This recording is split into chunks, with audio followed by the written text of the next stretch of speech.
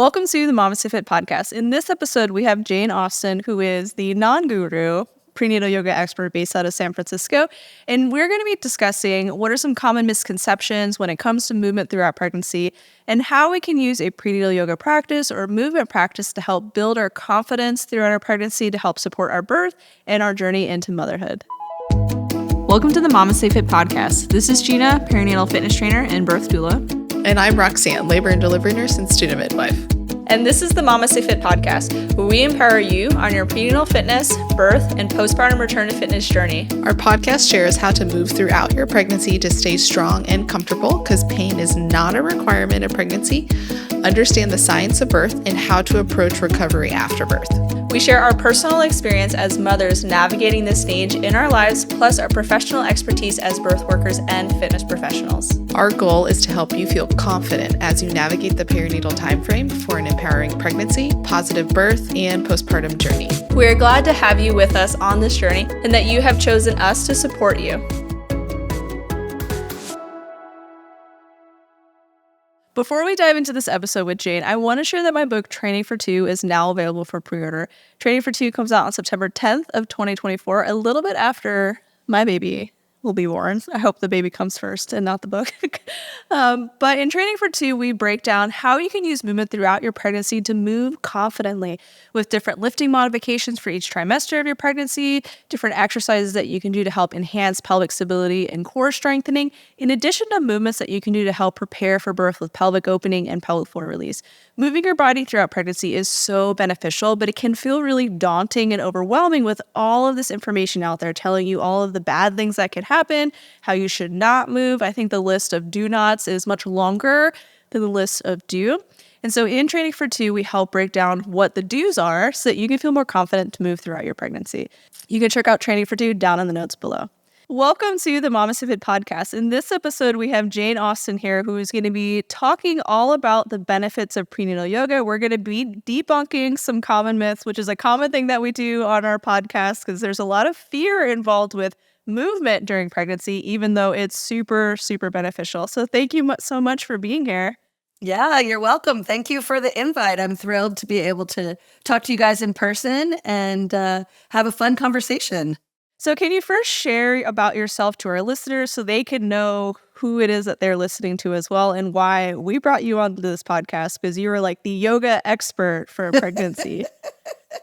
Well, I've been doing it for a long time. It's so funny. People are like, oh, you're a really good teacher. I'm like, well, I've been doing it for 30 years. So if I sucked at it, that would be terrible. So yeah, hopefully you're good at it by 30 years, right? I know, right? So my name's Jane Austen. I really began my journey into birth work and working in the perinatal field in 1990. I went to my first birth in 1990 when I was in my early 20s. I graduated from college with an art degree, so did not prepare me for the rest of my life journey, my creative part, but not my my life work. But I started working as a doula in San Francisco in 1990, like I said. And then I always knew that I wanted to be a midwife. Like the doula was kind of the step to midwifery. And so I trained with a home birth midwife. I actually went to Texas, trained at a birth center, worked at a home birth midwife in San Francisco. So I really feel like I'm grounded and rooted in a holistic model of pregnancy and perinatal care, pregnancy, birth, and beyond. Let's not forget about postpartum. You guys are, experts in that field as well. I work with postpartum women all the time. I had 20 in my class today of new mamas and babies, which was always fun and chaotic, of course. So then I trained as a midwife, got just shy of licensure, and then I just really was sort of stressed out, and I was like, I need to take a break from this. And I got married, I got pregnant. I always thought I'd go back to midwifery, but then I discovered yoga, and really, I realized where my real passion was joining this kind of holistic model of midwifery care with, or just not necessarily midwifery care, but what I learned from midwifery and yoga. And the truth is, like when I was pregnant, I didn't like the prenatal yoga classes. They were like snooze fests.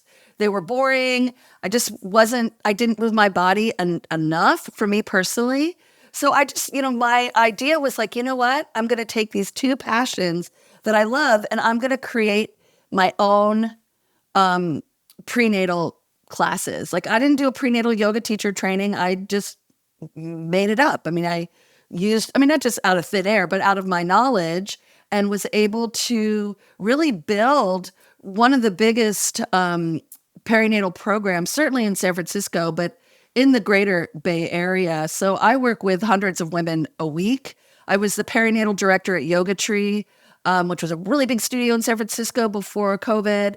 And now I'm at Yoga Flow. I teach 4 prenatal classes a week with 20 plus to 40 women in them. And like I said, 3 postnatal classes. So I teach a prenatal and a postnatal. So that's my passion. And my joke is I'm going to be the oldest prenatal yoga teacher ever. And I'm literally waiting. This is my goal. I'm waiting for a woman, and I've been doing this for 30 years, so she's out there, who comes into my class pregnant and says, my mom did yoga with you when she was pregnant with me.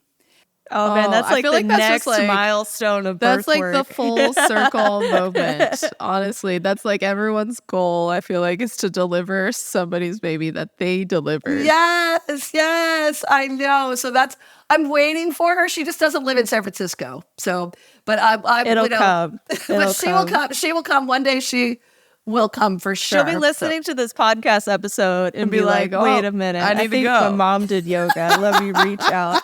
Oh man. So I also have an art degree. I know when you said that, I was not like, relate that's to so funny. anything that I did, but it gave me the creative aspect, which I think is which I don't beneficial. have. So that's what Gina's for. So yeah, that was free. When you said that, I was like, oh, same. And so I felt the same way when I was pregnant with my first, because everyone says do yoga. Like that's like the safe thing to do during pregnancy. Do yoga and walk. Just stretch and exist for however many months. But I always kind of had this like stigma that prenatal yoga was like really easy. It was like just breathing and savasana and like just existing for like an hour. I'm like, that's not enough for me. Like I need to do more than just that. And I think there's like a great opportunity, which I'm sure you have discovered yourself as well, to include so much more movement within a prenatal yoga class to really help someone stay comfortable throughout their pregnancy, to help them move their bodies in preparation for their birth, to be more comfortable during their birth, and then to give them that movement, like recognition and like muscle memory moving into the postpartum as well. Because we always think about like prenatal fitness and prenatal exercise as like birth preparation, but it's also about how can we move through our pregnancies easier, and then how can this prepare for after birth? Because that's a lot longer than pregnancy and birth combined. Like it's the postpartum phase as well. So that's really cool that I feel like you've probably already discovered that as well, which is really interesting. And we're also the same. We're like, we have like a professional education in birth and fitness, but there wasn't any sort of like course that we took that was like, that taught us everything. Like a lot of it was observations and figure out what actually made sense for like our in-person clients for fitness and for birth. And so on this path of like discovery to support this like realm, this transformative moment of all our lives. Time period. I've had a very similar path, what it sounds like, because I definitely had the midwifery from that perspective. But I've been working with pelvic floor PTs since like the 90s. And in the 90s, there was one pelvic floor physical therapist that did internal assessments in San Francisco, one. And now it's a field that has exploded, which is amazing. I went to this pelvic floor conference called Pelvicon a few years back. I'm going again. This will be my 3rd time. And the first year, there were 400 pelvic floor PTs. The second year, there were 600 pelvic floor PTs and pretty much one yoga teacher. I thought it was going to be a little bit more interdisciplinary. I thought there would be other people there. I mean, there was some Pilates people, but I was the only person that there was primary yoga. And I always say I've been pelvic floor, PT adjacent for 30 years. I've definitely scoured through all those PT books and just trying to incorporate a more like maybe not necessarily evidence-based, maybe experiential practices, because so many of the things that people say that you should and shouldn't do are people's opinions, and it's not evidence-based. So to be able to actually do my own research, learn from experience, learn from my students, holy moly. I mean, I've learned from women and pregnant folks for decades and decades. They're my my best teachers for sure. And as a yoga teacher, there's this tendency to kind of put them up on this sort of pedestal, or the teachers allow themselves to be put up on a pedestal, which people always say, oh, you're the prenatal guru. I'm like, I am not a guru. I am definitely really, really experienced, and I'm a great teacher, but I am not a guru, just to be clear. But also just to, be curious about my students, talk to my students. So I train yoga teachers. I've been training prenatal yoga teachers since 2006. So I have Mama Tree, which is my prenatal yoga teacher training. And, people have actually done my training after they've done other trainings. And they'll say, well, your training is so different. It's so, not just information, but also just like the perspective that we can give our students, we can give them stronger practices. Obviously, if it's appropriate for them and their fitness level and their comfort level. But what happens in prenatal yoga is that people sometimes they think it's like gentle yoga. And I'm like, well, you know what? Motherhood's not gentle. So why would the preparation for it be gentle? You need to be strong. You need to have that mental stamina to get through those temper tantrums and all the things that come with mothering. And I just feel like yoga is such a terrific tool to be able to cultivate. And by the end of people's pregnancy, if they've been doing the practices, for as long as they have, weeks and months or however long, they go into their birth experience, hopefully with a little bit more confidence that they can do what they need to do to give birth. Now, people will often say, oh, well, if you do yoga, do you have a better birth? I'm like, I hope people come out of their birth experience feeling whole. Being a yogi doesn't give you any guarantee that you're going to have any particular kind of birth. Sometimes the safest way out for a baby is through the abdomen. Hallelujah. Thank God we have that option for some folks. But does yoga prepare you, hopefully, to meet meet whatever your birthing brings? Yes, I hope so. That's the goal. Does the prenatal yoga prepare you for whatever postpartum brings? I hope so. I mean, and obviously you can't prepare 100%, but are you in a better place if you practice yoga before? Yeah, that's the hope. That's the goal. I love that. I think that's something that a lot of folks dismiss when it comes to the physical preparation for birth with whatever movement type they like to do, whether it's lifting weights, whether it's doing yoga, whether it's walking, is that there's also this huge mental preparation aspect of using movement throughout our pregnancy. Is one, when you feel more comfortable in your body, you feel mentally better as well. There's this endorphin release that happens whenever we're exercising. And then that's going to help translate to a more comfortable postpartum. Obviously postpartum, there's only so much that you could do. It's not a fun time initially, but it'll be less, slightly less, if you have some sort of conditioning going into your birth. Right. And then there's this huge aspect of just kind of accepting your birth experience for what it is. And I totally believe that yoga can be super beneficial for them.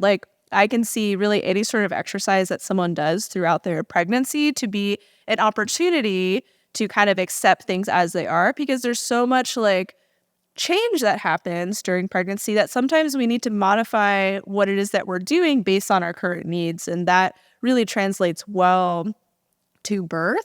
And then feeling confident to move your body during your pregnancy, because there are so many misconceptions out there on don't do this, don't do that. If you do this, you're harming your baby. How could you? But if you don't do that same thing, you're not preparing yourself. And so there's a lot of conflicting information out there. And so it becomes really hard to confidently navigate pregnancy. And there's this thought of I have to always ask for permission to do this, to eat this, to move in this way. I have to ask for permission. And then it becomes really challenging when we make it to our births, because then we're okay, well, I had to ask for permission throughout my whole pregnancy to move in a certain way. well, do I have to also ask for permission during my labor to do this or that? Like, even though this feels intuitively best for me.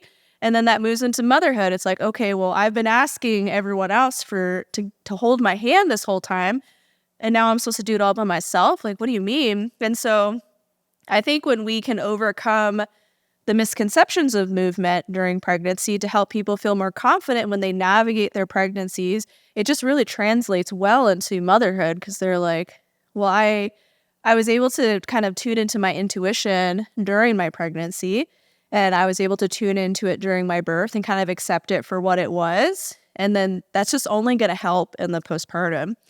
So can we talk about what are some of those movement misconceptions that folks have about prenatal yoga? Like, what are you kind of like battling with folks that are like coming to you and they're like, what do you mean I can twist? Like, I got told that I wasn't allowed to twist I hate at that all. one. Like, I'm like, how are you going to pick up the sippy cup from the back seat without twisting? Tell me that. So yeah, it's funny because I get asked all the time. So I teach at a big studio. Often right before my class, there's like these, heated flow classes with 50 people in them, whatever. So that it's like a big studio. So I often will, when I'm coming in, I'm cooling the room down, getting the props set up for the folks coming in for my class. And people will come up to me and the first thing they'll say, oh, you're Jane, the prenatal teacher, right? And I say, yeah. And then I know when she says that, she's going to say she's pregnant, because I see her coming out of the corner of my eye. She's been approaching me for the last 30 years. And then the first question is, what shouldn't I do? That's the first question. And people often look outside of themselves for answers. And then I always say, well, I answer a question with a question. So instead of being like, oh, don't do this, I start with, well, what feels good to you right now? So it's turning that inquiry within, as opposed to like, oh, this is what you should and shouldn't do. So I never start with the shouldn't list. I start with, well, what feels really nourishing to you right now? And then when she answers that, I might, ask some more questions about that. And she'll say she likes heated classes. And I say, well, the concern about a heated class is that it's very easy to get dehydrated. If you're sweating a lot, you need to stay hydrated. Baby has no way to cool themselves down. So, if possible, be closer to maybe a window or, by a cracked door so that you get a little, air when you're practicing. Slow down if you feel like you're getting a little overheated. Stay super hydrated. So something like that, people are told they shouldn't do heated practices. And if they're used to doing heated practices and they can practice in a way that's mindful, not just like I'm going to do my, Bikram style hot vinyasa class, despite being pregnant. Well, that's ridiculous. Don't do it despite being pregnant. Do it if it feels good. But you know what? There's stanky, sweaty people in there. So I don't know if you want to, with your sensitive pregnancy nose. Your pregnancy there's like sweaty man parts in there. So, no thank you. So that's a really common one. The other thing is twisting. And I say, well, there is a lot of mobility in the joints in the pelvis. Optimally, when you twist, the sacrum moves with the spine, so you don't put too much torque on the sacrum if you're having a lot of instability and that's causing discomfort. So allowing the spine and the sacrum to move together. I mean, there's obviously ways to work therapeutically with a twist, but like in general, make sure that you don't strain the round ligaments that stabilize in the front. So instead of saying don't, I'll tell people what. Go as deeply into the twist as it feels good.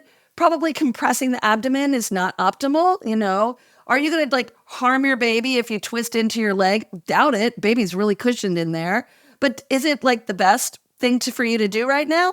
Maybe don't do that right now. So, you don't want to compress the belly excessively, of course. So just simple things like that, like giving people the reason why there's sort of this don't do list. Like, oh, never invert your body because, the cord might get twisted around a baby. It's like, you know what?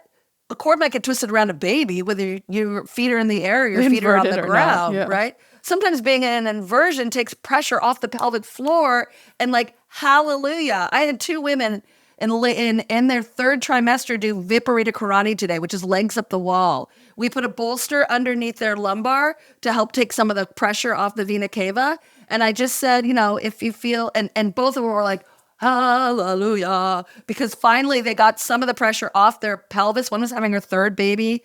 The other one was just her baby was really, really low. Like she could touch the baby's head. That is a low baby. If she can touch the baby's, stick her fingers in her vagina and touch her baby's hand, that baby's low. So, these poses that people will say, don't do, could be therapeutically really well applied. Would I teach headstands to a whole room of pregnant folks? No, I wouldn't do that. I don't know that that's appropriate for every single person. Is it appropriate for some people who have an existing inversion practice? Yeah, I inverted through my whole pregnancies. Absolutely fine, no problem. So, I think there's just a lot of kind of like you said, Gina, a little bit of like fear-based, like, oh, don't do this, don't do that, don't do this. And, if we can just sort of step away from that, don't, and really focus more on, well, what feels good to you right now? And if she says something like, well, I don't know, this doesn't feel that great. And it's like, well, maybe letting that go for now. And, I always remind my students that they have their whole life to practice yoga and they don't have to do absolutely everything today. And that's really important for the postpartum period as well, because, there's and you guys know this, like there's all this like protection around pregnancy and don't. And then you have that baby and everyone's like, bye-bye. And you're basically on your own and nobody's like helping you. I mean, I think they're like, my doctor said I can get back to doing what I did before. And I'm like, did they check your abdomen for rectus diastases?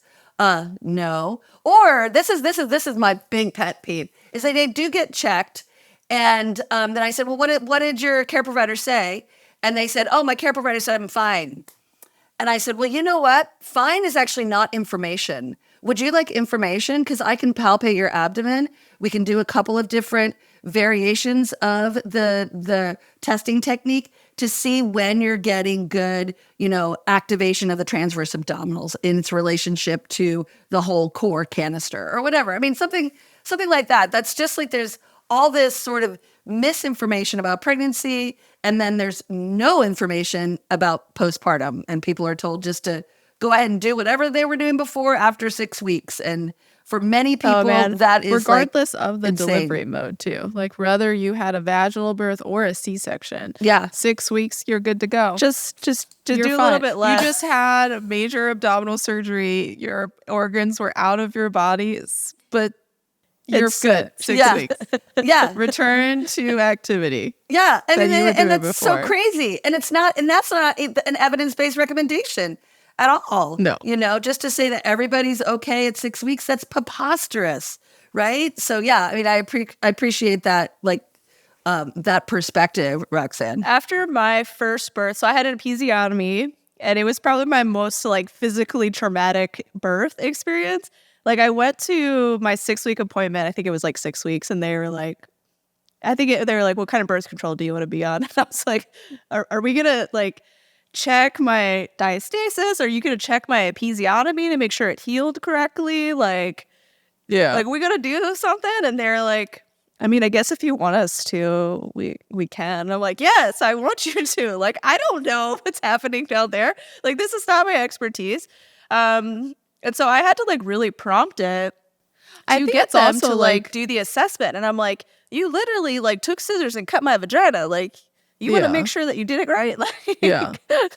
And that I'm healing okay. And because people don't know, because there's no education, or there's very little education around that. So yeah. Or they get told, like, we'll have a lot of folks that'll message us and be like, yeah, I got told I had prolapse. And then that was it. Their provider did an internal exam on them, and they're like, you have a bladder prolapse. And they're like, okay. And they're like, all right, see you later. And so they'll message us and they'll be like, what do I do? Like, it's like that Jennifer Lawrence. What do you mean? Like, what do I do? What do I do? And then they're like scared because they're like, they just told me that my bladder is falling out of my body. Like, how am I, like, should I just clench and hold this whole time now? Like, yeah. Oh God. And it's like, there's this lack of information or like a little piece of information that's terrifying, but then nothing beyond that sometimes. And like, yes, there are providers out there who are phenomenal that do give like the really in-depth exam and like give the referrals automatically. And so I don't want to say that that does not exist, but I feel like I hear more stories of folks being like, yeah, they told me I had a prolapse and now I don't know what I'm supposed to do with myself because now I'm scared to move my body and make it worse, or I'm scared to get pregnant again and make it worse. And so that it becomes like a little bit too much information without an actual solution, then just kind of contributes towards more of the fear of moving our bodies. And then during pregnancy, we have, you're going to hurt your baby. Like it's usually about the baby and causing harm to the baby with movement. Like, oh, if you lift weights, like you're going to have a miscarriage or whatever, like movement thing. I typically find when it comes to movement, I like cannot think of very many movements that would cause like physical harm to baby other than like blunt trauma, like throwing your body like off a high surface or doing like burpees where you're slamming your belly into the floor. Would not recommend. That would probably be the one movement I would say like, not my. Or if you have a pre-existing condition or complication with your pregnancy where exercise is contraindicated. So it could be like a pre-existing health complication, maybe something that developed during pregnancy, like you are having like your cervix is starting to dilate and you're like 20 weeks. Like I would probably not recommend exercise at that point. But in general, during pregnancy, if you're a low-risk person, you don't really have any sort of complications going on, like moving your body is usually pretty safe. And it's about kind of tuning into what feels good for you. Like this movement feels good. This one doesn't serve me anymore. And I like what you said about like, you have your whole life to practice yoga. You have your whole life to do the movement that you love, that it's okay if right now is not that moment and that we have to modify a little bit. Like it's a little bit of like letting go of like the identity and being open to kind of expanding like who we are as a person, which for me with my first baby, like my identity was my career and my athleticism, my ability to go to the gym and lift weights. Like that was how I defined myself. And so there was this like confusion that happened when I was like, well, I'm no longer in that career anymore. And I don't work out in the same way. Like, who am I? Like, oh my gosh, like, who am I now? That's really huge, obviously. And what I love about the yoga practice is that you have this opportunity to do that kind of introspection. We call it swadhyaya. And swadhyaya is just that willingness to kind of go inside and then maybe without judgment, notice like what feels good, what doesn't feel good, what's serving me in my life, and what don't I need anymore, you know? And one of the great things about group classes, and not everybody has access to them, but the great thing about group classes is that it also helps you build community, and you just feel a little less crazy when you're in a room full of pregnant folks. Like I've had, somebody came up to me the other day, and she was like, this was postnatal class. She's like, I met all my mama friends in the prenatal class and we meet once a week with our babies. And it's like, it's such a fertile ground, no pun intended, to really forward friendships. Because the truth is like your friends who either don't have children, have older kids, they don't really want to hear about your pregnancy that much. They don't really want to hear about what is in your baby's diaper, you know, whereas somebody who is pregnant or somebody who has a newborn baby is interested. So, you know, being able to have a place where you can make friends and connect with other folks and just feel a little less crazy. People cry in my class all the time and just, I mean, those they hormones. say they're a little overwhelmed. Yeah. I mean, of course, but they say they're a little overwhelmed. And I always like kind of throw it out to the class and say, hey, is there anybody else who's feeling a little overwhelmed today? And a dozen hands will go up. And then you just feel less alone. And, in this day and age, we're expected to kind of do everything on our own. Whereas, tribally and with our communities and our clans, like we had people around us helping us through our pregnancies, helping us take care of our children. No other time in the history of our species have we been expected to do everything on our own. And it's overwhelming. And it leads, the U.S. to one of the, as you guys know, countries that has the highest rate of postpartum depression, anxiety, and mood disorders, perinatal, pre and postnatal. So having something that just helps you feel better is amazing. And to your point, Gina, sometimes people say, oh, don't start anything new when you're pregnant. I'm like, what are you talking about? If you're not moving at all and you're healthy, you should probably maybe move a little bit. I mean, I certainly wouldn't recommend somebody going to a, hot vinyasa flow class if they've never done any yoga before and they're pregnant. But starting prenatal yoga, what a terrific time to start prenatal yoga. I always tell people are like, when is it too late to start? I'm like, when you've had your baby. That ship has sailed. That's kind of that's what we usually say too. They're like, is it too late to join your prenatal fitness program? I'm like, are you pregnant? Are you still pregnant? No. Did you give birth? If not, then no, it's not too late. No.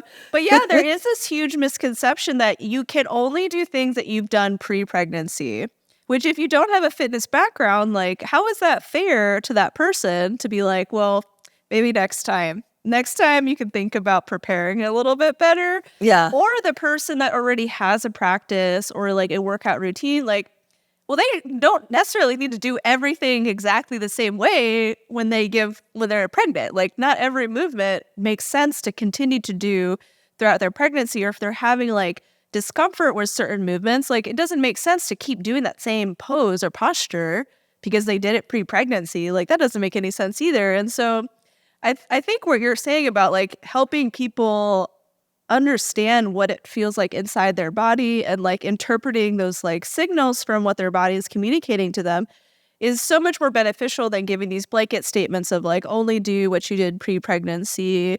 If you did it before, just do the same stuff, just a little bit less. Because that doesn't make any sense. Well, if you're sedentary, it sucks to suck. Sorry about that. I know there.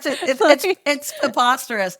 Well, and then one of the things I hate when people say, "Oh, just listen to your body," because to me that's half the instruction. So listen to your body and respond accordingly. You know what I mean? I mean, give them that next, okay, I'm listening. Now what? And then respond in a way that feels appropriate for you. And I have a deep trust that when people are practicing yoga or movement, anything, if they're truly listening to themselves and they're not being guided by ego, that they're going to make decisions and choices that are appropriate for them and their baby. I have that trust that if they're really paying attention, they're going to get the understanding of what they need in that moment. And sometimes it's just being quiet so you can hear, yoga begins with listening. We always say yoga begins with listening. So just being in that place where you can maybe be still for a moment, notice what's present for you physically, mentally, emotionally, and then let the practice meet you right where you are. And that's true for everybody, of course. But when you're pregnant and in that postpartum period and your body is going through this huge, change, this life transformative,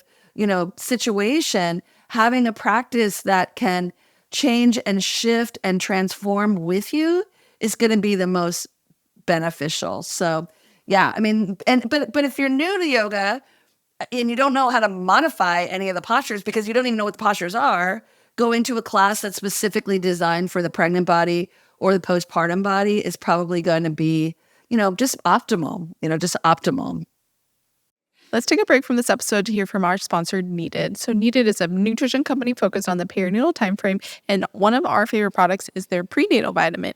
We love their prenatal vitamin because, one, it comes in two different forms, a powder and a capsule, and then there's two different types of capsules that you could take with 8 capsules or 3 capsules, but they're very intentional about all of their ingredients that go into the prenatal that are in the optimal forms to be readily absorbed into our body more easily, and they're very intentional about those dosages that they're at those optimal levels that we actually need in our bodies to support not just our body, but also our babies during pregnancy. But a lot of people will ask us, hey, I know you take the Needed prenatal, but what do you take in the postpartum? What postnatal vitamin are you taking?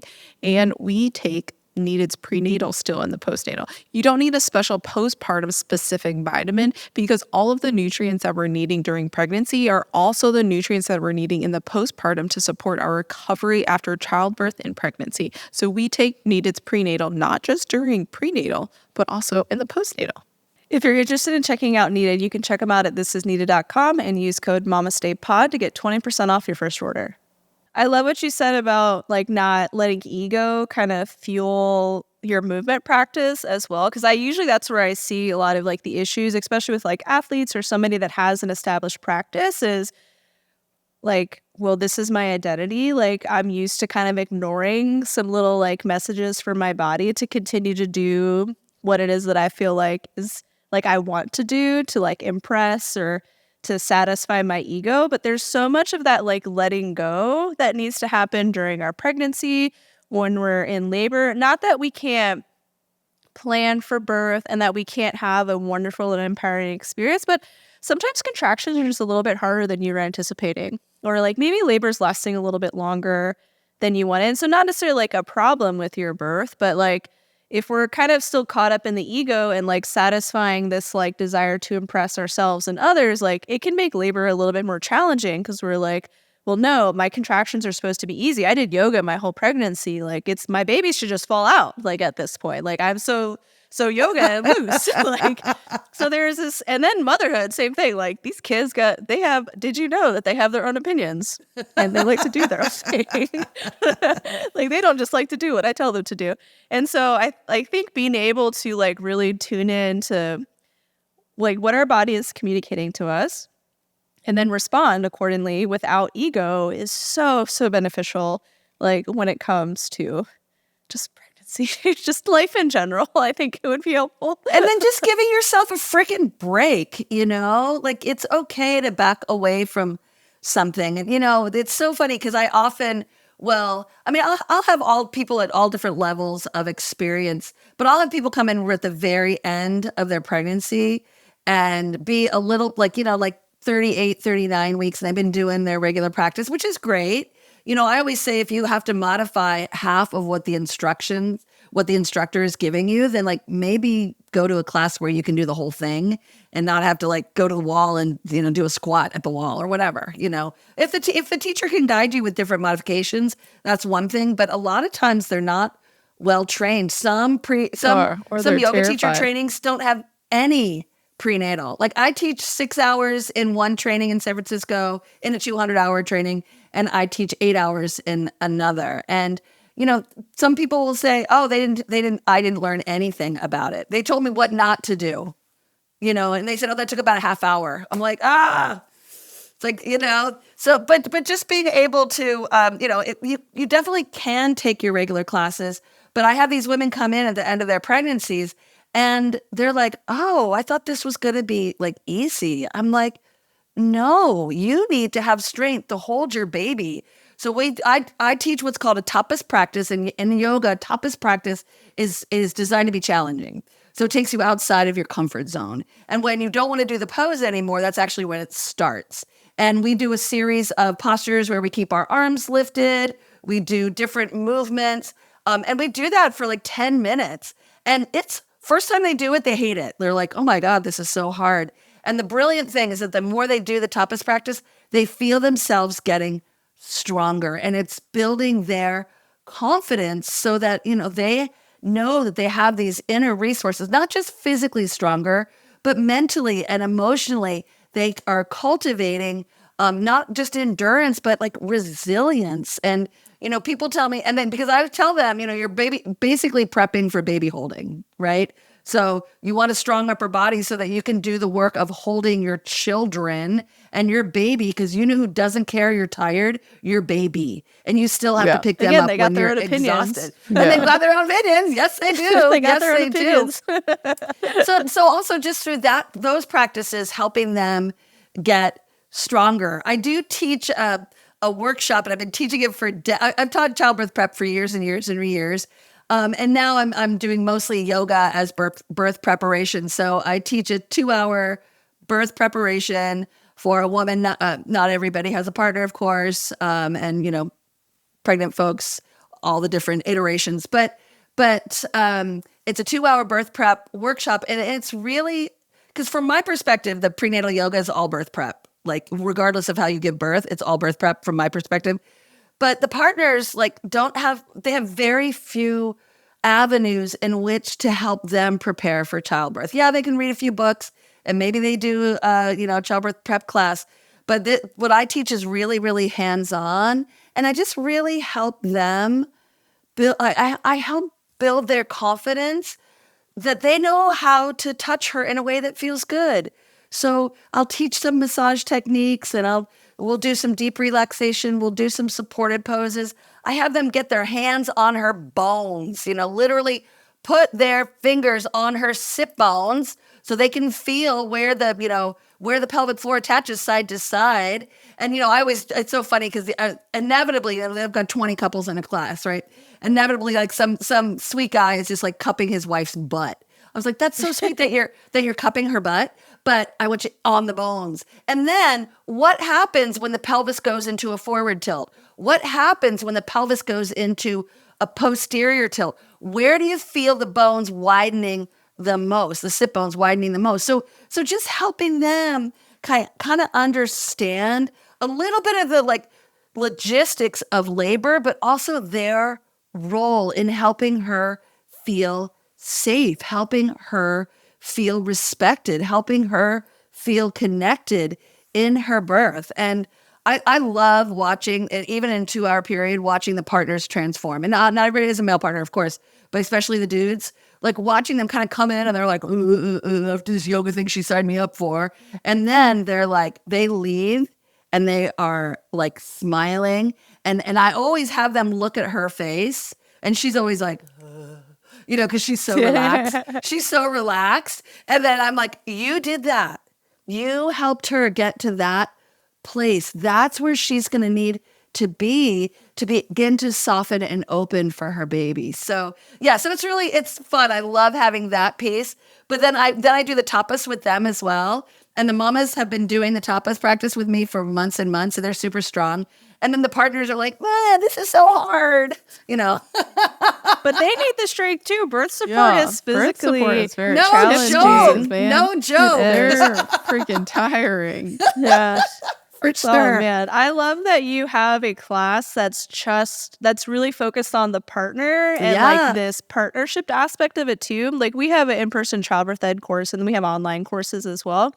But we find that like the partner is usually the one who's like the most excited at the end of the class because they're like, I have all of these like things that I could do. Like I don't have to just be confused the whole time and afraid to like touch her or to do things. Like I know how to advocate for her. I know what movements to try, like what positions to like help with. And so giving them like tangible things to do with their hands, like what do I do with my hands? Like I feel like is so helpful because even in my own labors, like my husband like needs to be like physically doing something as to like help with his anxiety during the birth of just like kind of waiting.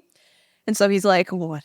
I'll fill the pool. I'll do this other thing. I'll squeeze your hips. And so giving them like these tangible things to do, I think is so helpful when it comes to like the preparation as a team for birth. And so I think that's really awesome that you have this like in-person course. We like sometimes dismiss the importance of the partners, and some people like they're like, oh, like she's doing all the work. You're just kind of there. And so like some partners won't even really prepare because they're like, well, like, I don't really have to do anything, I guess. Like, I don't really have to be a part of this process when they actually, a lot of them want to do something and they want to have a role to actually like help their partner like through this transformative process. And then they feel they're like, wow, like I saw the difference. So like I massaged your back or like I squeezed your hips and it really helped you. And like this small amount that I was helpful during your labor and birth. And it makes them feel part of the process rather than just like an outsider witnessing this like moment that's also important to them. Absolutely. And most people, I mean, I'm a home birth midwife. I have my babies at home. The vast majority of people are going to have their babies in a hospital under obstetrical care. That's like the paradigm, the maternity paradigm in our culture. But I'm like, in a hospital, when you're birthing in a room full of people that you never have met and you're supposed to like relax and let go, you know what's really going to help you? To have somebody in the room that you trust. And I'm wearing my little oxytocin molecule necklace. Oh, you I know, love it. and oxytocin, yes, it is the love hormone when we're touched by somebody that we love, but it's also the trust hormone. So I tell the partners that it's like, she trusts you. Hopefully she trusts you. Hopefully she loves you. And with that, like that's going to support her to give birth and maybe reduce some of the fear that she feels. Or, you know, sometimes in labor, women just feel like they get scared and then they feel alone. And I tell the partners sometimes just holding her hand and reminding her that she's not alone, that put the love, the connection that you have for her in your hands and she will get it and you don't have to say a dang thing. So, you know, just like little tips like that can be so helpful. And, you know, because the paradigm is that, you know, partners are useless and, you know, sometimes women don't want their partners close by. I mean, I've definitely been at births like that.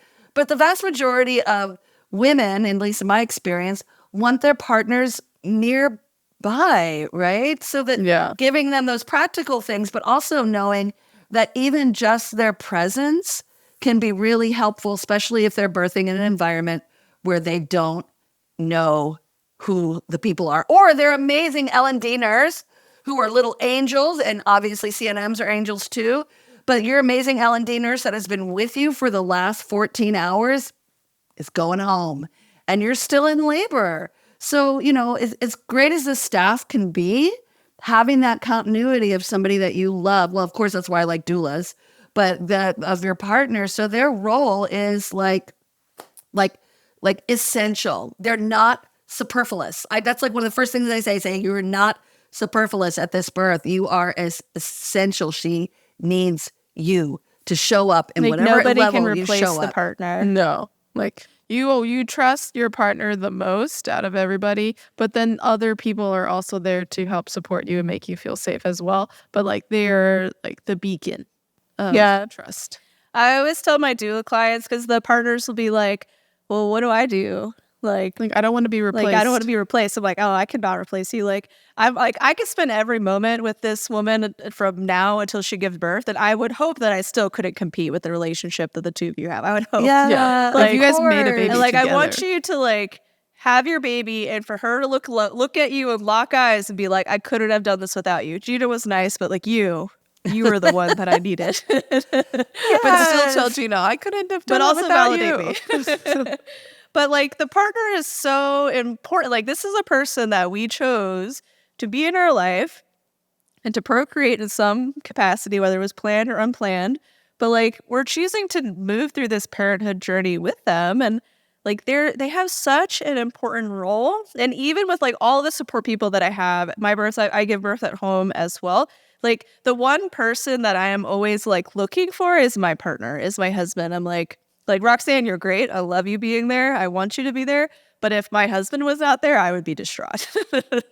Like, because he's It'd like, be okay he's if I again, wasn't my there. like beacon, the person that I'm like seeking to provide me like that like continuity and that emotional support like during my birth. And just having them for me, like I needed my husband kind of in a headlock. I just needed him like right here with me, like it with me. And so I wouldn't feel alone. I remember going to the bathroom and walking into the bathroom, turning around and like, I'm like, where is everybody? And I remember just pulling on my midwife was the first person in the bathroom. I remember pulling on her clothes and bringing her down in a headlock.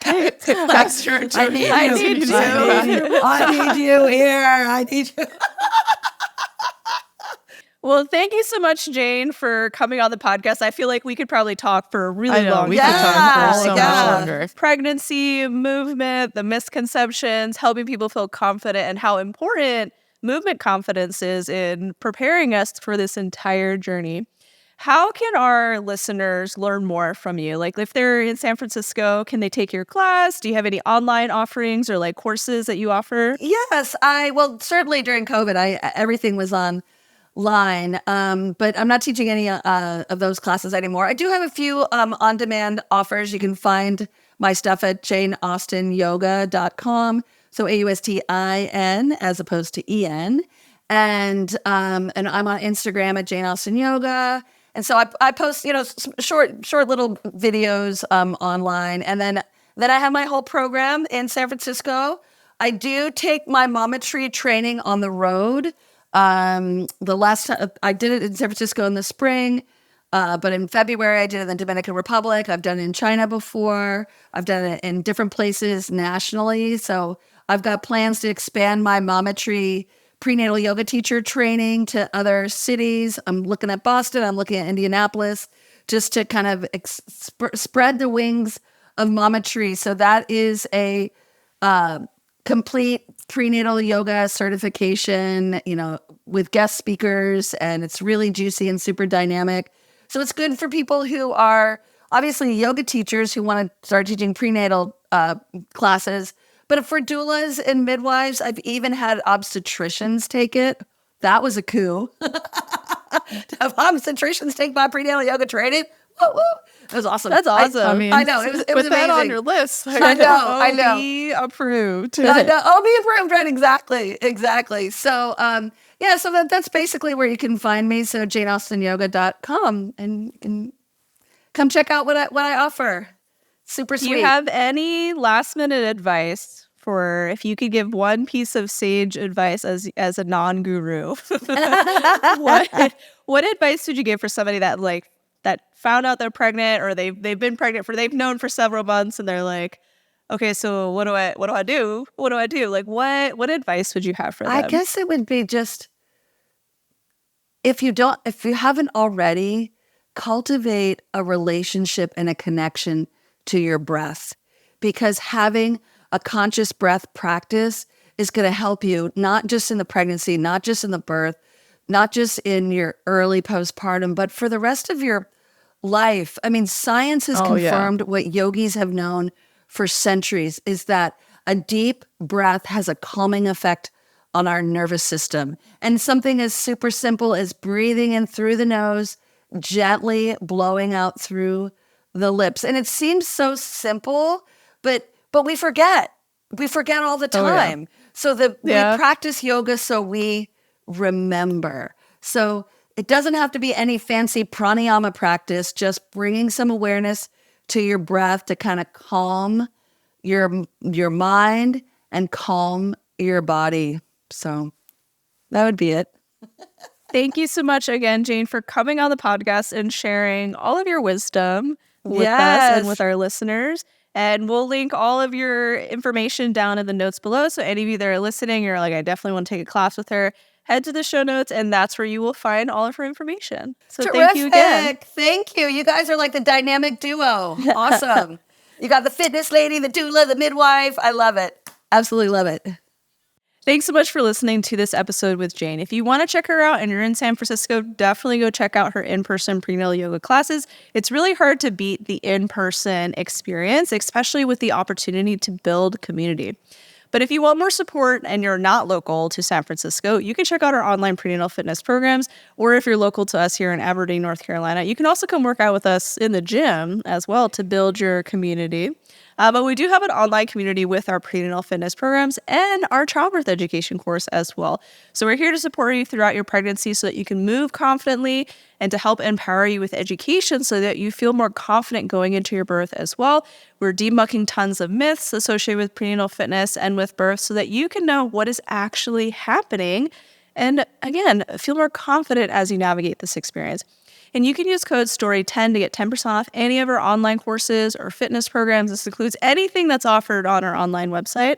You can get 10% off, and you can bundle a lot of our courses together to save even more. You can check out all our online offerings at MamasteFit.com, and again, use that code STORY10 to get 10% off.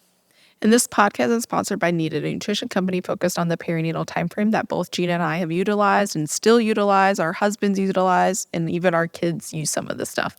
So you can check out Needed at thisisneeded.com and use code MamastePod to get 20% off your first order.